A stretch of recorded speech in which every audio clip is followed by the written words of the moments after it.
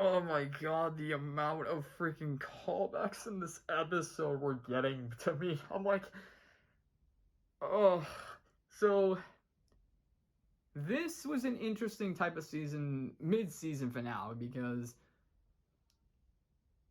it was, God, it got so emotional, jeez. And again, the sheer amount of callbacks of this from the series in this episode were just overload. I'm like, oh my goodness. Oh, so yeah, so okay, this is Amphibia. This is episode 30B, A Day at the Aquarium. The most, oh my god, I wouldn't even say A Day at the Aquarium. I would literally just say overload of callbacks. Like, Jesus Christ. Okay. So picking up right where we left off with Sleepover to End All Sleepovers, they meet up with King Andreas, who shows them this giant book that he found, and was it from the underground secret passage that Marcy and he went into? Maybe it's, or yeah, maybe, probably. They never show it. They never show them going down, and I'm like, are they gonna show it? Because if they don't, that's really gonna get me mad. Because I wanted to see what was down there. But so apparently they don't name it's they never say it's in the name calamity box. They just keep saying a music box. They just said this is, so apparently this is an ancient artifact that thousands of years ago were used by people of the past to travel to other worlds. So it's already, so this, and then already that's a very interesting way to do it. Is like you open up this chest and you travel to a different world. But obviously the thing here is, obviously there's a few questions with that, like, is it just between Earth and Amphibia? Can you travel to other worlds? How do you determine what world you travel to based off of just opening the box, off all of that. A lot of different questions, but so apparently, but the reason, kind of like what I thought with when the gems were no longer color, they ran out of energy, as the king explained, and he's like, basically he's like, you got to go to each of these, you have to go to 3 temples to recharge each of the gems. So it's basically like, and I guess the equivalent is like your phone has 3 different batteries, and you have to go to a certain you have to go to a certain you have to go to a certain place to charge each one. I don't know. I don't know why I'm thinking about that right now. So basically we pretty much, I'm guessing we're pretty much set up the plot for the second half of the season is them going to each of these temples to find the source of the energy for the gems. I don't know why that. Okay, so pretty much, yeah. So, and the thing. Oh wait, the other thing is only one temple is actually charted. Is actually in the book. Like, it says 3 temples, but only the first temple is actually like charted out on the.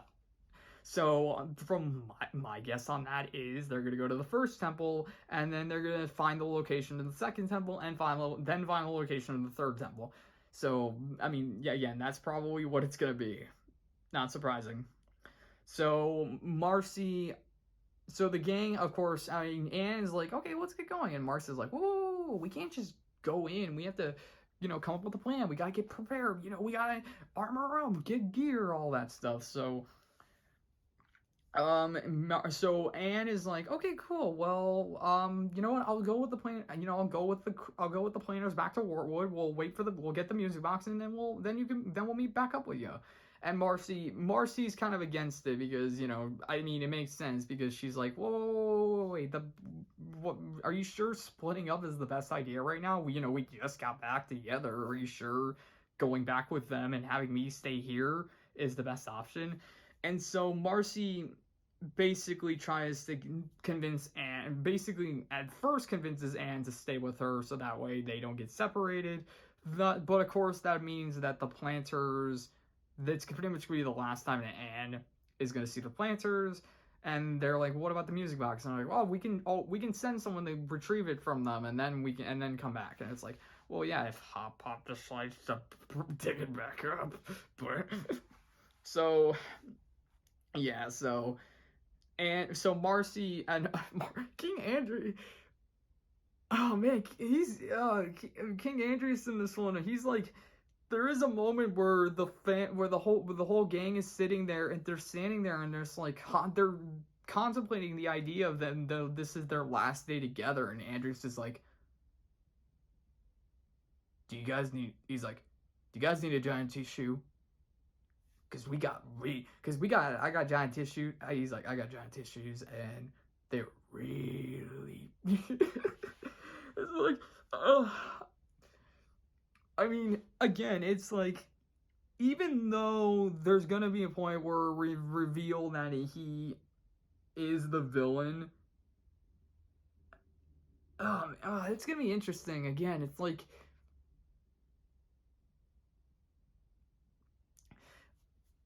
a part of me is, I guess a part of me is hoping when we do find out he's the villain, he still is funny. Like, he still has this playful attitude, but like but for most of it he's just like, "Oh, I'm so glad we can finally play because now I can destroy you very, very slow." Yeah, I don't know. I don't know why I'm thinking about that. I'm just saying, like, if this is all an act, then it's kind of like, well, why? It's like, it was a good act, but like, okay, this isn't really you. It's like, you want, like, some of the best villains are just them being them, and and then there's obviously more complex villains that have really big backstories, but it's like, it's still them being them. It's just we see how they got there, whereas, like, a few Disney movies have done that, recently. Hans from Frozen is a good example, like, how, he spent the first, up until the point where he revealed himself as the villain, he was this very caring, very proud prince who, he was like the stereotypical prince, but then, the second when he's revealed he's the villain, he completely changes his character up. And it's like, wow, so the person that we thought was you is not you. Okay, that definitely you feel that, but what about this? So, but for King Andreas, again, we already know there's something up with this guy. So it is a matter of it is the matter of wondering how much of this is actually an act. Is it all an act, and he will finally reveal himself as this big sinister bad guy? It's interesting, but they don't focus on that at all for the rest of this episode until the end. But most of this episode is the family trying to, like, they want to spend their last day together without thinking about the fact that it's their last day together. And so they go to the aquarium, and again, the sheer amount of freaking callbacks in this are so freaking insanity. Like, I'm pretty sure they bring up every single freaking no, not every episode. Let's see, they say, okay. Let's see, what was the first one? Okay, so the first one is they see an eel that looks exactly like the one from the episode where Anne and Sprig had to share a room, and there was the flood in the basement, and you had, he's like, I was like, "Oh, look, that looks like the eel that almost ate your kids in that one time that we, oh." And then there was another one where they were underwater, and they saw, like, so basically, yeah, it's like everywhere they go, it reminds them of something from an episode that happened before, and it just brings back memories. And then they go to this one area where it literally, like, everywhere they go, every single freaking display is like something from an episode, like the Vegisoid, like the Vegisoid, the Grubhog, that was a weird one. Let's see, what was another one? Oh man, there was too many. I was losing my freaking mind. I'm like, oh my god, there's so many callbacks. I'm gonna freaking tear up. And even the family tears up. And then I love how freaking Pete from Mickey Mouse, which I'm pretty sure is also voiced by farmer. He's like, hey, come on, guys, stop crying, will ya? And it's like, we're so sorry. It's like, we should sing a stingray. You should go see this. Yeah, you should go see the stage show with stingrays. And I'm like, are we gonna get Joe in this? Or not Joe, or yeah, Speedy. Are we gonna get Speedy Joe in this? That'd be creepy. But so yeah, so they go to the stage show, and Sprig volunteers to be part of the show, and then this was probably the most, out of all the callbacks that they had, this was the most ingenious in my mind, because this was the first adventure, because it's the snake from the second episode, the one where Sprig and Anne went to the lake, and they were hanging out, and then the snake attacked. Like, that one I thought was the most clever, because, yeah, that was really the first time they actually went on an adventure. Like, the pilot episode, it wasn't really them on an adventure, it was just the two of them meeting up, and they had, or the family meeting up, and they had to fight the mantis. This one, it was like, this was their first adventure, and I also love how Bobby's like, Anne is like, Anne and Sprig are like, no, and then Hop Up's like, wait, what? When did you run into this? And then Anne's, because again, if you remember that episode, Anne and Sprig snuck out of the house when Hop Up didn't want them to sneak out of the house, and they never said what they did. So when Anne and Sprig, so he's like, wait, what's going on? And Anne's like, that's the snake that almost ate Sprig when we snuck out of the house when you locked us in. And Hoppa's like, I knew it, you kids were always savage. Like, they basically, yeah, most of this episode is just them crying, which, again, it makes sense. It's like, again, this is such an ingenious show, because because if you took each and every separate 11-minute episode and the 22-minute episodes we've had, we're nearly at 60 episodes. That is a lot of story for these characters. Like, I mean, Avatar: The Last Airbender up to this point, they had 61 episodes. And the fact that this show is nearly there, like, let's see, this is gonna be episode 58. Yeah, this is gonna be episode 58. There's a lot of characters. There's a lot here. So, I mean, it's so emotional.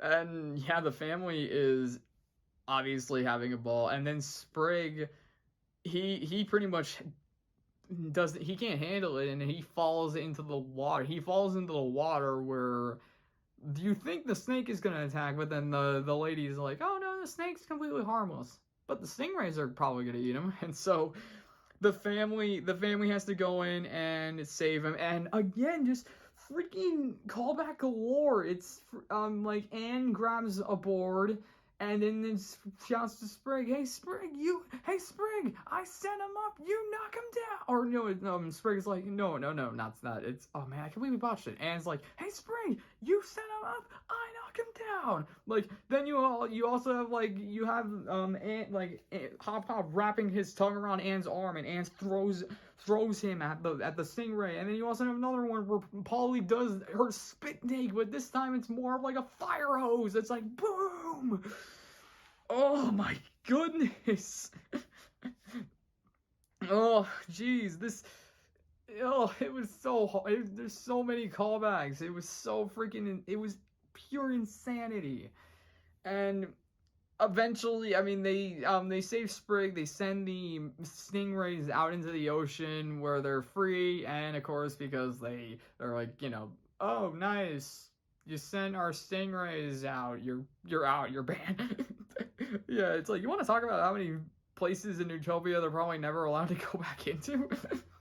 And so after all of that, the family, they go back to the hotel, and the family packs up and they leave, and they have their last goodbye, and Anne has her last goodbyes with the family, and You know, it's like half of them, you know, with Hop Pop, Sprig, they do their handshake. Sprig and Anakin, Sprig, you know, Sprig against the world, Sprig and Anakin against the world, you know.